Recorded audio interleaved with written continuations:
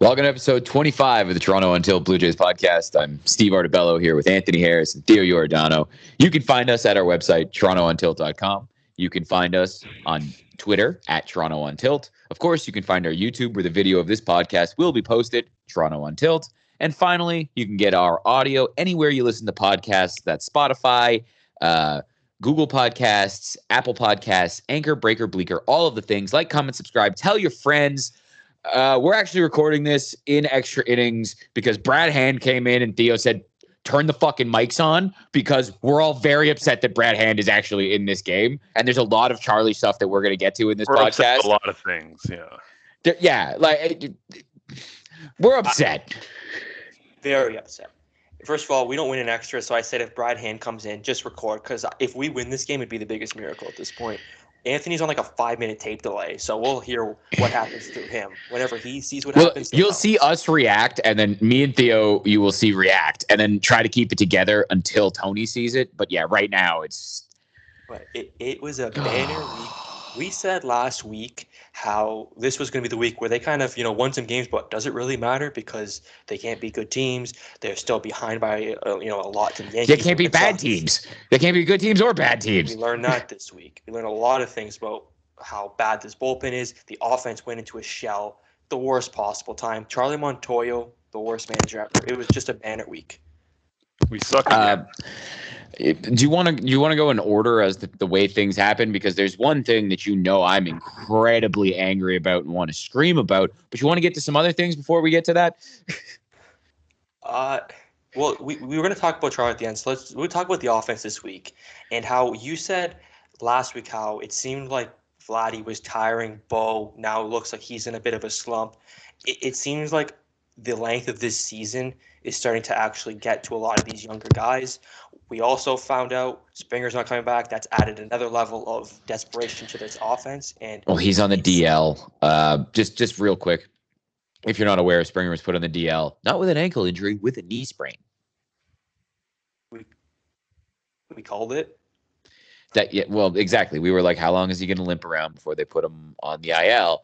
And I guess he didn't limp around much, but he's on the IL. So we'll see what happens. Hopefully he can. Hopefully he can. I honestly don't even know at this point because, again, as you mentioned it, they also snuck in and by the way, Julian Merriweather is just dead.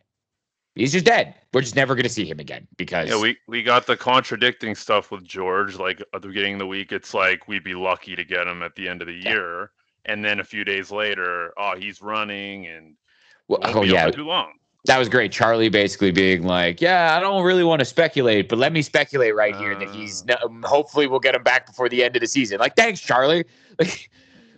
Fuck. They just don't. God. They don't really think about things. They just kind of want to put something out, and it's all wrong. And we've had issues with this the entire more than one season, where we get these injury reports, and then all of a sudden, it's nowhere near what they said. Like the next day or 3 days later, it's like, wait a second, that's not what they said.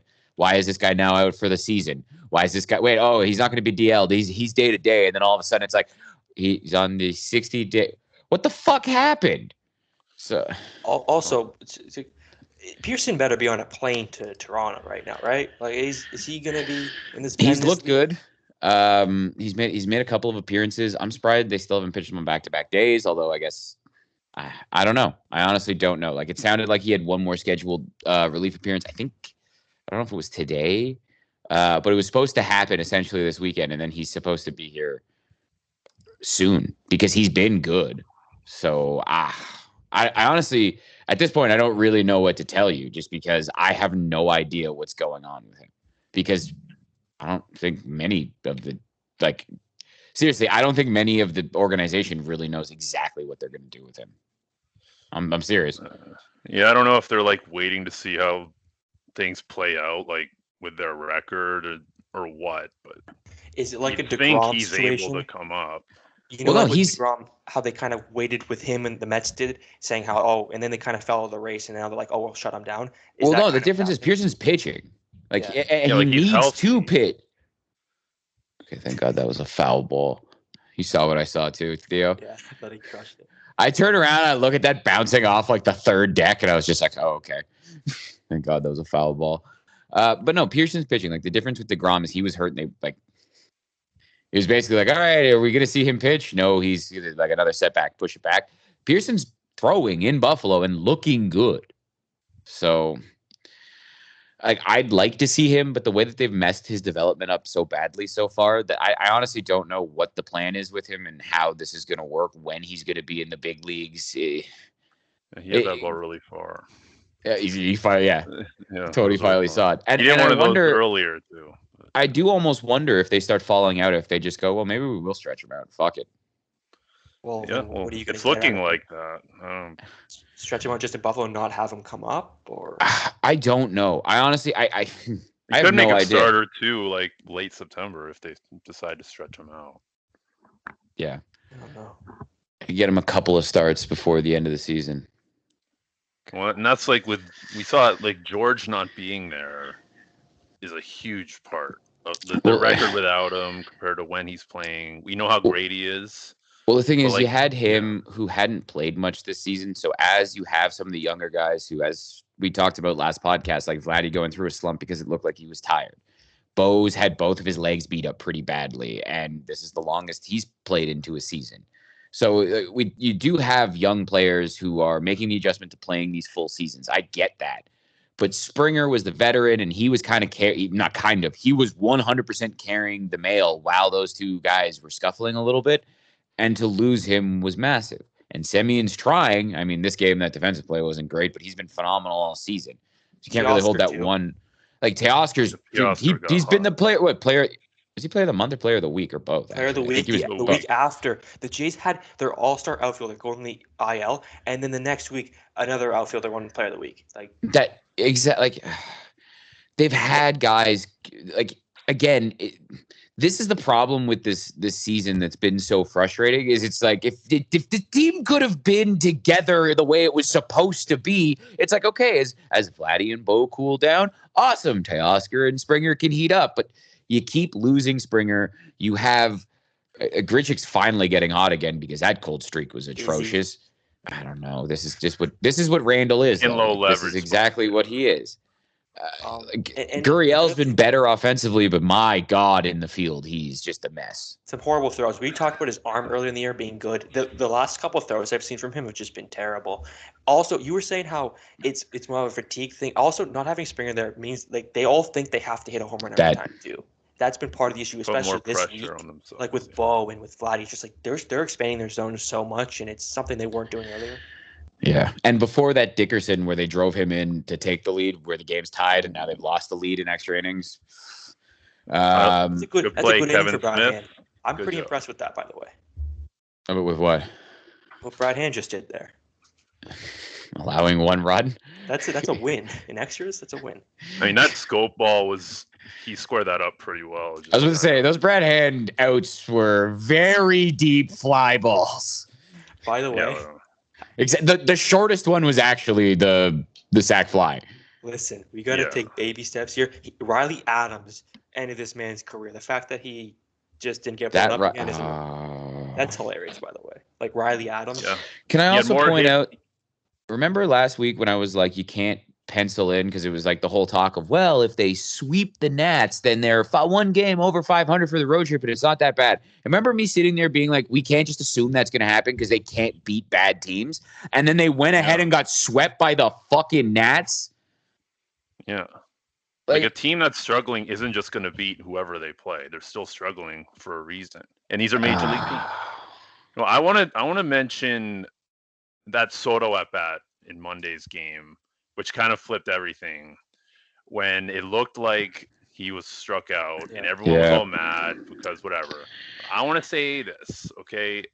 The second strike in that at-bat was way off the plate outside, and you Blue Jay fans who ignore that part and say the umps are rigging the game or whatever, that wasn't the case.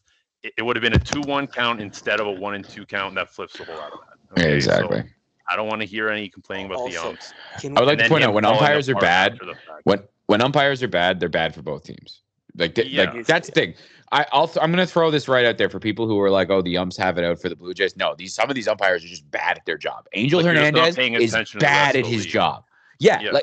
Exactly. There are certain guys that are just, I'm not joking, they're just bad at their jobs. Yeah. And can we also mention too, Jays fans should be more mad that Dolis was throwing in that situation. The one time this week where it looked like the offense had some life, like we were coming back in that game. It was 8-6, I think, going into the bottom of the 8th inning. You don't have to throw your best reliever. Throw anyone that isn't fucking you guys getting DFA tomorrow. Oh, can we also? Yeah, well, that's the thing, and they did DFA Dolis the next day or 2 days later, like immediately, basically. I don't understand when we're like down a run, Montoyo does not try to manage to win the game. Like, try to put a better arm. Like, give your offense, like, show them, like, hey, we can't win this game right now. Put someone a little bit better. We were even talking about today's game when they put in Trent Thornton, who, I'm not going to lie, that's the best Trent Thornton's looked as a Blue Jay. Throwing 97, those slider curveball, whatever that actually, I think it was a slider, that he was throwing just barely off the bottom corner of the zone. Like, that's the best he's ever looked. But still, what has put him in a position to pitch in that situation? If that didn't go well, you would have seen a level of pissed off Blue Jay fans you haven't seen all year. Like, that was, I understand you have no Romano, but like, there's a lot of other guys in that pen that are better than Trent Thornton at this point.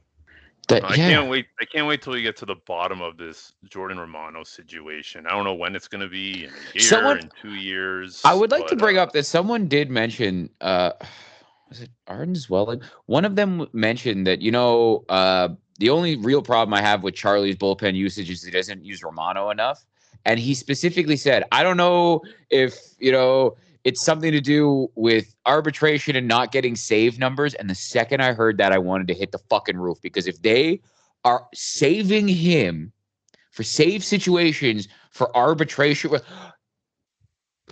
I want to fight somebody at that point. Like, at that point, I gotta go knock on the fucking front door of the Rogers Center, like, be ready to throw hands. No, like, but what is going on? Bring him in the 7th, then, if that's your case. I don't know if that's he was supposed to be the guy who came out in the highest leverage when they signed Kirby Yates. And now that he's a closer, he can't come out in non-saves. But also, we had earlier in the year where they were saying how Romano can't pitch back-to-back days. Like, is that still what's happening? I don't know. He pitched back-to-back this weekend. This is what I mean. I don't know what's going on with that. We've talked about it all year. Does anyone know what the fuck is going on with that situation?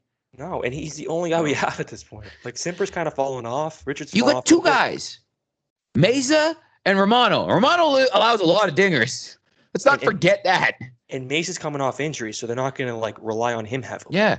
Simber and Richards overperformed. Now they're underperforming. They're probably somewhere in the middle. So they're useful guys in the 6th and 7th innings, but you have a couple of guys that you can pitch in the later innings now, because those are the two guys that you trust, and you don't see them used in leverage. You see them almost saved for, they're our 8-9 guy. So let's just throw some dude out there to get to the 8-9 guy. And speaking of this, oh, you're freezing hard, too. If Pearson does get called, you're back. You're good. If Pearson gets called up, he goes right into the 8th inning, right, or the second highest leverage positions. Because I don't know what they're going to do with him. I would hope that they use him for multiple innings too, because he should be able to do that. Yeah. Like, realistically, Stripling's throwing again too. That's going to be a longer term thing, about how long that takes for him to get back, because we'll see. But Pearson, essentially, if he's good to go, I don't understand why he wouldn't be the guy that comes out if a starter can't get out of the 4th or 5th inning. Why you wouldn't put Pearson in and have him bridge the gap for a couple of innings, or bring him in high leverage. Like, the problem is I don't want to immediately throw him into a high leverage situation and then see him walk the world again. Oh my God, like, that's another problem. Like, I would expect him to ease him into a certain degree, kind of like clean inning, whatever. Yeah. Now, see, this is what happens when we record during a game. I like this, and I'm waiting for a moment where we get Tony to do play-by-play. I'm waiting for, like, a big moment, and we say, "Okay, Tony, you call the next play." Yeah, I just saw the foul ball. That was when that Espinal hit. That was just foul. It looked like it might have, like, at first where you're like, did that hit the bag? No, it did not. But yeah. By the way, does the result of this game change your outlook on the season at all? No. Okay, here's the thing. I said it to you guys last week when we were recording. After what happened, there's so many teams in front of them. There's so much going on that I don't think it's possible. After watching that national series, this is not a fucking playoff team. This team has handed away too many games this season. Think about the amount of games that because the bullpen has sucked, because someone's got hurt, because Charlie's okay, I got to get right to it. The pinch hitting situation, when they took out Alejandro Kirk, was one of the dumbest pinch hitting moves I've ever seen in my life. You're taking out a guy that at that moment had a 150 WCR plus against lefties, facing a lefty. So you're bringing in someone now to bunt with no outs. So instead of trying... A guy who sucks. And on top of that, the guy he's going to have to try to bunt off of throws 100 and doesn't know where it's going. Soto, who pitched in this game, he's pitching right now, he throws 100. He doesn't know where the ball is going all the time. So that's Kirk. Exactly. The fact that this matchup's actually happening as I'm talking about this, it's kind of what spurred me to get right into it. I'll just jump up and start screaming. I won't even give Tony a time to get to it. But it's going to actually, there'll be the joy of Kirk hitting the dinger and walking it off, but there'll also be the fucking rage of that pinch hitting decision. And then with 2 strikes, they keep the bunt on. Valera bunts it, and they still get the guy at third. So now it's an out. You still have guys at first and second. Nothing good has happened, and Randall Grichuk immediately grounded into a double play. That was that moment. I've said multiple times that Charlie has had fireable offenses. That is put him in a fucking rocket and send him into the sun fireable offense. We are in the year 2021. What the fuck was he doing? I want to know what was going through his head in that situation. I think it's a bigger... that's what he was saying. He said, we aren't scoring runs. We got to do something. That's what he said. But also, it's a string of disrespect to Kirk that has lasted the whole season, where he's hitting too low in the lineup. He's not playing enough. And they just don't give him a chance to hit. And he has the pass ball where it goes through his legs right before that. And then you don't let him hit. You put him in at catcher, and you have to deal with him learning how to play the position because he's not very good at it. He's a good receiver of the ball, it sounds like, and the guys like throwing to him. He can't block pitches very well. God bless Danny Jansen, who cannot hit very well, but you know what he's amazing at? Blocking pitches in the dirt. The fact that they pulled him, so you have him catching. He fucks up the defensive side. So you take the bat out of his hands. He is basically a bat-first player, but you took the bat out of his hands in the most crucial time. The only worst thing you could do with Kirk is to pinch run for him. That's the only way you can use this guy with. Exactly. The only thing that would have made less sense is if Espinal hit a single and they pinch run with Kirk. Yeah. I'm still when that happened, I was messaging you guys. I'm still hot about that. Incensed about that. And now I'm just I can't even finish my thought because oh my God, please. No, he didn't. I thought Kirk hit a dinger. I haven't seen it yet. I thought he hit a dinger. I got very excited. He almost hit one earlier in the game. Yeah, you're right, Tony. I don't think they like him, though. The team, for some reason, has something against him. There's something... It's a lot of disrespect. That's the thing. It's been all season like this, too. It's been the whole year. You think they would have done that with Reese McGuire? And they never pinch hit him for someone like Reese McGuire or one of the bad guys at the bottom of the order. They will never use him to pinch hit. So what's the point of having a bat on the bench if Charlie's not going to fucking use it? And I want to also bring this up. They were doing this so that Randall Grichuk could win the game. I trust Kirk 1,000 times more than Randall Grichuk to win a baseball game to get a hit in a big moment at this point. Of course. That's the right way to think. Because Randall Grichuk stinks. Randall is what he is. He's a 30 to 35 home run guy. He's going to drive in 80 and 100 in a good year, but his on base is going to be anywhere from 285 to 315. He's got a 730 OPS right now, man. He's a 750 to 800 OPS in the good season where he has that 315 OPS and he hits 270 with 35 dingers and 100. That's the year that he'll have an 800 OPS. But other than that, he's a league average player. He's a slightly above league average player. He's useful hitting 7, 8, 9. But what the fuck are you doing being you know what? We're going to take out one of our guys who crushes lefties to put in a utility player who's been on 3 organizations this year. including with the Blue Jays earlier before he went to 3 other teams and came back to the Blue Jays, or 2 other teams and came back to the Blue Jays. No, we're going to pinch hit one of these prospects who we've been told is basically one of the cornerstones of this team. No, we're going to pinch hit for him with Brevik Valera to get a bunt down. The 6th hitter in your lineup. This is the American League East. We're not playing National League Baseball in the fucking 80s. Like, what are we doing? Like, even if it was a 9th hitter, I'd be like, okay, I get flip the lineup up. Like, but yeah. None of this makes sense. This is why I'm so upset. You can't even have an old school baseball reason for this. There's none. There's no reason for that bunt at all. Absolutely not. No. Like today, when they he's never going to live that down in my mind. And it's not the first time he's done dumb shit like that. That was the worst. I think that was the worst. That's the worst. Yes, but y'all know the problem I've had with Charlie this entire season, and that was just hammered it home. It just made it. Can I explain why it's even more frustrating with Charlie Montoyo? Because this team is good enough right now where Charlie's not going to worry about his job. Yep. He's going to be able to skate by this season looking at it like, all right, they had a good offense. They got cold. The bullpen fell apart. It's fine. Charlie, you get another year. I have a feeling throughout this entire run, they're going to do just enough. The offense is going to carry this guy just enough where he's never getting fired. He's always going to be here.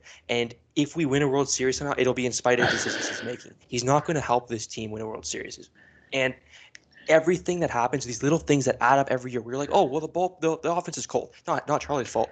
But the decisions he's making are going to be coming up when we actually need him to be making good decisions. So don't put that evil on me. That's what adds to the frustration of this. And I don't know it's like how. Part of the ego of the front office too, where they think we're doing the right thing. We just need a guy who kind of keeps everybody upbeat and whatever, and we can win. That's what the Dodgers do. With Dave Roberts, no one thinks he's a great manager. He's just a player's Is that guy. situation going to have to happen in the playoffs for the front office to find all right, we can't have this anymore? But also here's the difference. Look at the Dodgers. The Dodgers have a rotation of number 1 starters. They have a bullpen full of closers, and they have all-stars that can't even get playing time sometimes because of how deep that fucking roster is. The Blue Jays are not the Dodgers. I know, but that's what they think. They just think we just need a guy who they have handed over entirely too many wins this season. Yeah. Just the bullpen alone, the collapses the bullpen has had alone. If you half that, this team is fucking probably competing for the division title. That's what would happen, yeah. If it was half of those games were wins, they'd be right behind the Rays. Some of it's bad luck, some of it's random luck with 1-run games and stuff like that, the way baseball is. Some of it, though, is bad decision making. And it's bad processes because it's the same bad process over and over and over again. It's not something where you're like, I see the decision making, I get what was happening, and it just didn't work out. It's something where everyone watching it goes, how the fuck did you come to that as the most logical decision right now? That's the thing. If the thing worked out, let's say he got the bunt down, got him to second, third, we won the game, we'd still be upset about it because you judge managers based on process. Like this Trent Thornton stuff, it worked out today. The process was shit. Like, that's the stuff you get mad at. We don't react based on what happens in the game as far as what happened after the decision. It's how do we come to that decision, and beforehand, what's the right thing to do? And in this situation, and a lot of times with him, it's just not the right thing to do. So and again, like unforgivable mistakes. Like early in the season, I won't forget that making Danny Jansen bunt with 2 strikes when Danny doesn't know how to bunt. Should he know how to bunt? Yes, but what the fuck are you doing? Yeah. Like what are you doing there? And then that happened over and over this year. And again with it's the process. He does the process doesn't make sense. And that's Theo. I'm glad you highlighted that because even again, if they win that game, I would still be here screaming about what the fuck are you doing? That is your process. That you're basically like, let's barely try to scratch or run over. You're supposed to have this great offense. It's supposed to bludgeon people. Lean into it. I would have been happier if they just told Kirk to bunt than if the fact they pinch hit him. I wouldn't have been happy. I'd be just as angry if they told him to bunt. Like, I would have been happier with I actually might even be more angry if they told him to bunt. Like, I don't know if I'd be more angry or less angry. I'd be angry though. Remember how we just said like pinch running for him would be that'd be the bunting with him would be just like almost. Yeah, actually, yeah. Oh my God! They just loaded the bases. Randall Grichuk took a walk. I want Tony to like commentate this Kevin Smith. Okay, well, I haven't my seen, God, Kevin! Yeah, I haven't seen. Kevin Smith is just come out here and save the world. Actually, I like Kevin Smith. We haven't talked about him really. Kevin Smith is pretty good. The numbers aren't really there, but today he squared up a couple of balls. He got robbed, but the center fielder made an elite play. He's also made some nice plays at third base. Exactly. He's everything we wanted Kevin Biggio to be so far. Kevin Biggio. Well, he's kind of had the same breakout in the minors that Biggio had, and I'm not opposed to giving him a run here, having him and Espinal, and just kind of seeing who can give you the most. If we start viewing Kevin as like a utility player, we'll feel a lot better about ourselves and a lot better. That's what I've started doing. Tony, call this at bat, Tony. I don't even know if the at-bat started yet. Devin Smith, he did a practice swing. There's a whole radio crowd. You see the crowd is nervous, but optimistic at the same time because the bases are loaded. The kid in his first home stand with the Toronto Blue Jays stepping into the box. Gregory Soto made the All-Star team, but he can't throw a strike. So we'll see what happens with the first pitch. It's not Jerry Howarth, but He looks in. Oh, he steps off because he's, or Kevin called time. I don't know. Okay. Putting down the fastball sign. He's going to throw a fastball. Here it is. Oh, it's a slider. Ball okay, we got it. Okay, enough of this. We can't do this. To this all day. I was going to say, we can't do this for the rest of the fucking podcast until something happens to this. This could be the end. This will be the last at bat. This is Kevin Smith. I believe in the rest of the Rogers Center believes in Kevin Smith winning this baseball game. I would love if Kevin Smith won this fucking baseball game right here. He's going to hit a single through the right side, and they're going to win 4-3. Foul ball. Actually, I guess while we're waiting for this Kevin Smith at bat, Miggy did hit his 500th against the Blue Jays. It happened today against Steven Matz. I would like to point out, I actually thought it was going to happen against Robbie Ray just because he gives up a ton of dingers. But I should have known it wouldn't happen against Robbie Ray because Robbie Ray was smart enough to just throw him fastballs because he's 36 and can't hit upper 90s up and in, which is basically what the Blue Jays did this entire series, except for Reed. But he still threw him fastballs up and in. That's part of Kirk too, like not knowing that. Like as a catcher, you got to kind of know what he can handle and what your pitcher should be throwing there. Yeah, that's again, he's not. If we could combine Jansen and Kirk, we'd have the best catcher in the league. Oh God, Danny's defense with the way Kirk swings the bat. Like you're talking about a top 5 catcher in baseball? Oh, yeah. Seriously? Like you got Buster Posey, who's back. Will Smith for the Dodgers. Real Muto. Salvi Perez, because he's better than he's ever been for some reason. And then who else would be there with that kind of offense and defense? But, that's like Smokabello, where you wish you could have had Chris Colabello with Justin Smoke's defense. He struck out. We're like well into the commercial break waiting for this to happen. Fucking Soto and that 90-mile-an-hour slider that ended up finishing middle. Well, top of the order next inning, so we have that. Yeah. We got to stay on. We got to keep doing this. How long is this podcast going to be? Let's talk about. Well, I yelled about the thing I'm most upset about because I'm. How do we feel about Barrios? It's unforgivable. Are we upset about that, or is that just Barrios? Okay. It's definitely frustrating, but at the same time, I will say, I would prefer a guy who doesn't have it be like, "Hey, I don't have it. I don't want to go out there and lose the game." Like for the team. So it's kind of frustrating because like I kind of just want to scream about it, considering what they traded for him. But at the same time, if he would have gone out there and we would have heard after the game that he wasn't feeling like he was tired and he tried to gut it out, I would have been probably more upset. Well, like the what I mean? Chatwood situation. Exactly. Like Tyler Chatwood's out. Yeah. Remember when I said him screaming from the mound was probably the last thing we're ever going to see is him as a Blue Jay because that shit doesn't happen when you're a journeyman. Well, that was the last time we saw him as a Blue Jay. He's on a World Series contender right now. Yeah. Did you see what happened when he came in to pitch? Is he still on the team after that? Actually, that's a good question. I'm pretty sure their starter got hurt in like the first inning. They had to use 10 guys, and they got to Tyler Chatwood, and it just they had the lead, but yeah, exactly. It was against the Mets too. The Mets didn't score, and they just had everyone get like the bullpen was just working for the Giants. They were like going to steal this game, and then Chatwood comes in, and it just blows up. Oh my god! And Kevin Pillar hit what was a 3-run just bomb off of him too. Like it wasn't even close. Oh, I will say about Snead, best hair on the team. No. Who's better? Bo Bichette. Oh, I'd say Bo Bichette. I don't know.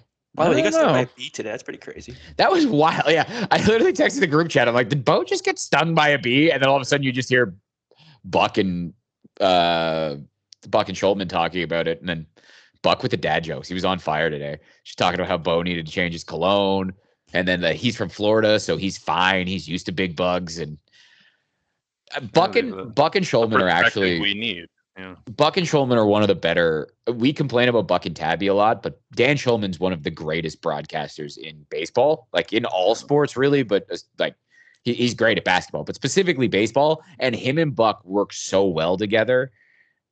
It is a treat, and it's actually frustrating when we have to listen to Tabby and Buck because it's like Buck should be the color guy, and Tabby should just be in Florida, retired somewhere. Yeah, I very much cherish the shout out to Ben Wagner. I think he's doing a great job. I listen to games now on the radio because I can actually listen to the broadcast. Yeah. He's doing a good job. It's been phenomenal to have him back. We all talked about this. It made no sense to pull them up to not have a radio broadcast this season. It was one of the stupidest decisions that Rogers could. Like, it was just dumb. And it's really nice to have Ben Wagner back on the radio because you're getting a proper radio call. You're getting a guy who, one, knows he's on the radio, and two, is calling the game for the radio. So he actually is painting the picture for you, understanding that you're not watching it on TV. Yeah. Also, did you guys watch the YouTube broadcast this week? It felt like they didn't try that shit again with the 19 people talking about the game. Yeah. They're getting better at it. They're definitely getting better at it. I did kind of hope that they were going to have that.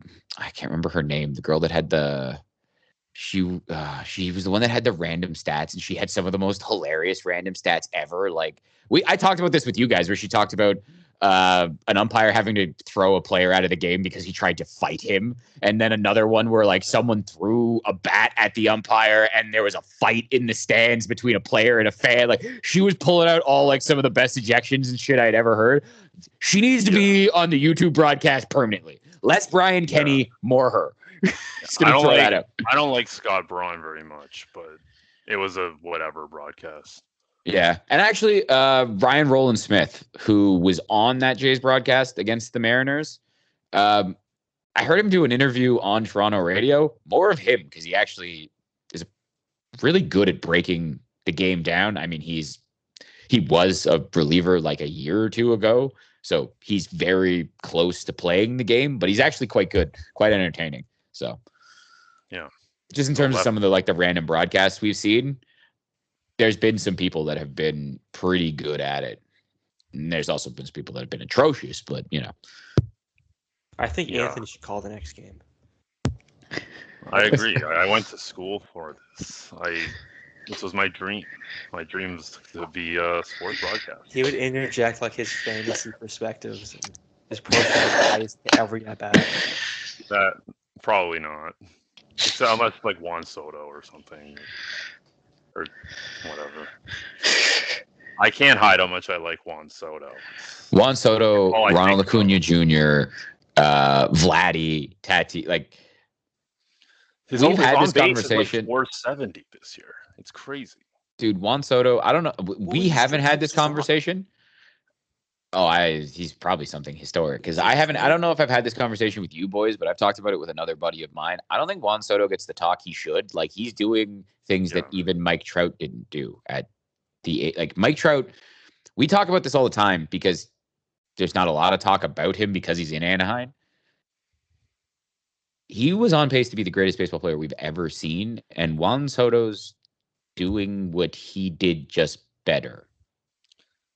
I think it's Tatis and Guerrero that kind of get that shine. Ohtani, it seems like Soto's just that forgotten piece. I think it's Soto because he also already won a World Series, and then that team disappeared. Like, he was on he was on a great team with big stars, and he was insulated. So people paid attention to Rendon, and they paid attention to Scherzer, and they paid attention to Strasburg and Trey Turner, and now he's really the only guy left there. And he has not slowed down a bit. He even had COVID this year. Like, nothing can stop Juan Soto. Shoulder strain at the beginning of the year. Like, he you wasn't hitting that many home runs at the start. But, you cannot hold Juan Soto down. He's too good. I love watching him. It's really sad that Acuna tore his ACL. It's been great though that Tatis has had so many injuries and hasn't been out all season. Like, he keeps playing through them and fucking hitting dingers every time he comes back off the IL. Now, well, they're gonna move him into the outfield to try to keep him safe, to try to protect him from himself, and then they put him in center field for one game because I was like, that's so much better than shortstop. Yeah, I don't know about that process. I think that was just because they don't want to put Will Myers in center field. I mean, I would definitely put Tatis in center field over Will Myers, Tommy Pham, the various other options that they had. But by the way, Kirby Snead, he gets through this. Kirby Snead has been sneaky. Like, him and Saucedo have been. Yeah, and I said it before when he came up. It was good for Kirby. It seemed like a feel-good story. Make a couple appearances. Yeah, it's like, you got great AAA numbers, but we'll see what happens when he gets to the big leagues, kind of thing. And it's just been. Like, oh Christ, he's good. Like, you talk about the hair. Like, the first few times you see a guy with hair like that, like when you're hitting, it's distracting. Like, the flow is too good. You know what's distracting? Yeah. Who's that guy for Oakland that looks like he's pulled from 1974? He's got a mustache. He's hurt. Oh, Mangden. Yeah. That's Japan. I would be distracted. Hitting against that guy. Daniel Mangden. Oh my God, he was hilarious. He had the rolling fingers mustache. I remember that with DeGrom before he cut his hair. Like, he was not gonna cut it at one point, and someone told him it's it messes me up, so he didn't, and he kept it. Well, that was the whole Mets rotation had great. Not the whole Mets rotation. It was basically just him and Syndergaard that had the great flow because Harvey didn't have any flow, but Harvey was actually good at baseball that time. Snead looks like he dressed up as Thor for Halloween. If you're looking for an example. Snead he looked like Thor in the second Avengers when he got really fat. I was gonna say that Kirby Snead looks like the type of dude to me who would be sitting in the back of a pickup truck just gassing some Bud Lights. You know what I mean? He looks like he's a good old boy. That's what Kirby Snead looks like to me. It might also be because his name is Kirby Snead that I picture him in Louisiana somewhere. Definitely a southern name, yeah.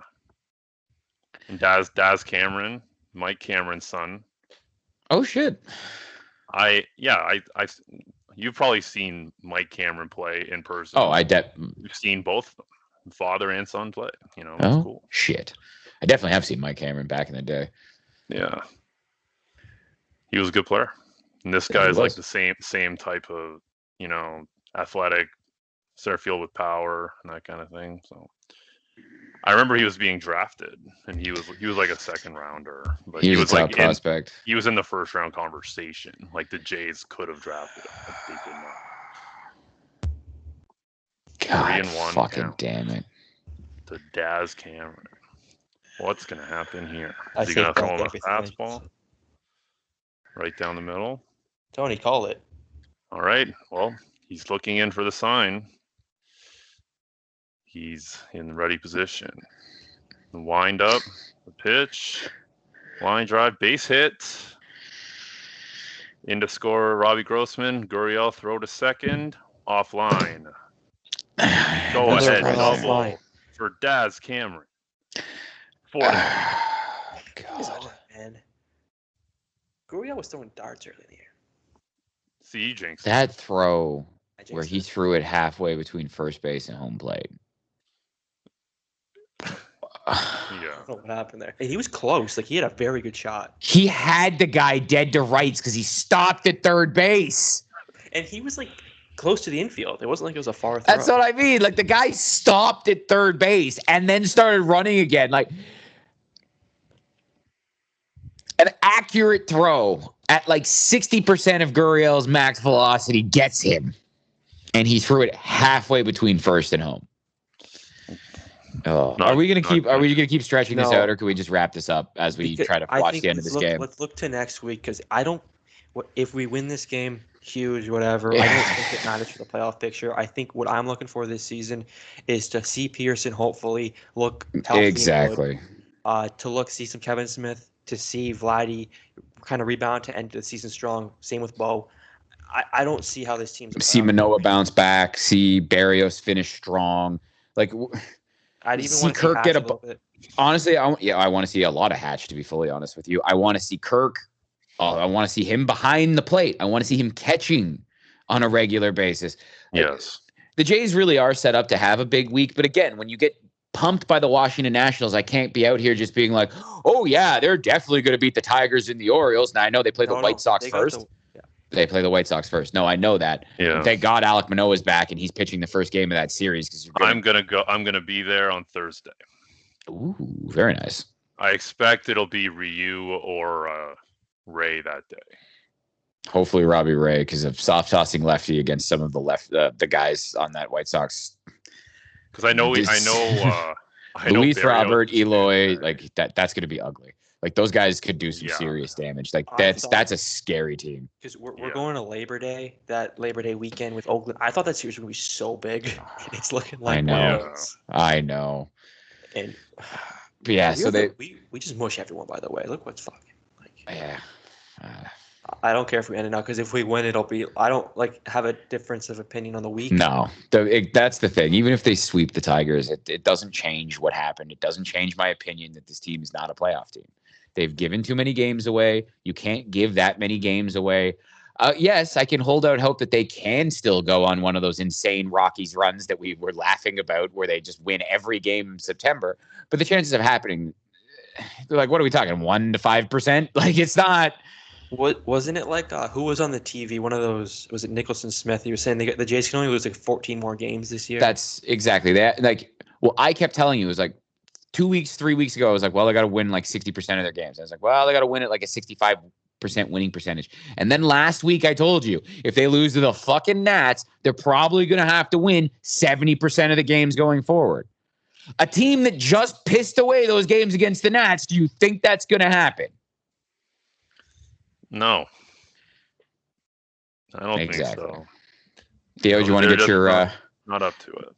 Your Brad Hand tweet joke out to the public? It already went too far. Everyone's already seen it. It's not a big deal. 18 whole likes. That's the most popular thing we've done this year. Yeah, Riley Adams just owning the Blue Jays was fun. That was so much fun. I mean, I was in favor of that trade at the time, so I'm not going to be like, that was a terrible trade. Because at the time, I was like, no, that makes perfect sense. You have catching depth. Go make that trade. Revisionist history. I wouldn't have been okay with the trade if I knew Brad Hand was going to be throwing this many high leverage spots. I mean, I thought he would be decent. He's just garbage. He was horrible. And like, it's the sticky stuff. Once they banned that, he went downhill. The Jays took a chance and figured, we'll go acquire him. Maybe he can get it back. Connor Overton. He's looked good so far. He had a good outing last time out. I don't even know who's. I think it's Romano's the only one left in there. At this point, where the fuck is Thomas Hatch? Like, I get it. He's starting in Buffalo, but what the fuck are we doing here? Valera's going to pitch next. It's not going to be fucking probably, and then they'll DFA him like they did with Dolis. Isn't Espinal the emergency pitcher? Well, he's already in the game. I was going to say I don't even want to get that far down the fucking thing. Let's just end it here. Let's just probably. Actually, I don't care about him. They'll be like, all right, go throw your arm off. Yeah. All right, let's end it. Yeah, we said last week it's darkest. It's we got to shot now. It's over. We're gonna have just watch the season as evaluation and have some fun. Go to a few games. The cars will be opening up more soon. It'll be good. Have a fun time. Here's the thing. I don't think they're going to lose enough games where they're going to be completely out of it. So you'll get some exciting September baseball, but don't get your hopes up that they're going to close this gap, that they're going to jump the Mariners, they're going to jump the Red Sox, and then they're going to jump either the A's or the Yankees. You know what I mean? Because, again, we started talking about once they lost that Mariners series, there's a lot of teams that you have to jump over now. So they have to also start losing while you go on a hot streak. So don't expect that to happen. Get excited when the young kids do stuff. Pay attention to Kevin Smith. That's very interesting because that could be the guy who plays third base for you. There's a lot of things to pay attention to.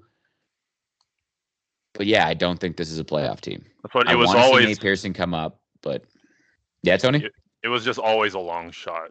Considering the way things started, they would have to play elite baseball to finish the year and have some help. So, and if we be honest with ourselves, at the beginning of the season, when we did the preview, we said maybe this team, like it's going to be a fun young team and maybe they can get hot. And, if everything goes right, they can be a playoff team. And they had some massive things go right in Robbie Ray and Marcus Semien. They did. They really did. And when you look at what happened to that bullpen and the sheer amount of injuries and the underperformance and, again, just giving games away, this is a young team that just clearly isn't ready yet. They're just not there yet. It's frustrating, but unfortunately, that's where we are. Theo's completely frozen in a hilarious thing. I don't know if, Tony, he's frozen for you as well. Yes. That face is pretty great with one of his eyes is like half closed. So I'll wrap this up now. This has been the Toronto Until podcast. I'm Steve Artabello with Anthony Harris and Theo Giordano. You can find us. Yeah, we know. You're back. I'm just wrapping her up. You can find us at our website, torontoontilt.com. You can find us at our Twitter, at Toronto on Tilt. Of course, you can find our YouTube where the video of this podcast is going to be posted. That's Toronto on Tilt. And finally, you can find us anywhere that you get your podcast audio. You get it on Spotify, Google, Apple, Anchor, Breaker, Bleaker, all those things. Like, comment, subscribe, tell your friends. Enjoy the last month and a bit of baseball that we have, Blue Jays baseball that we have, because the postseason is always super exciting. I don't think this is a playoff team, but at least we'll have some fun September baseball. Okay.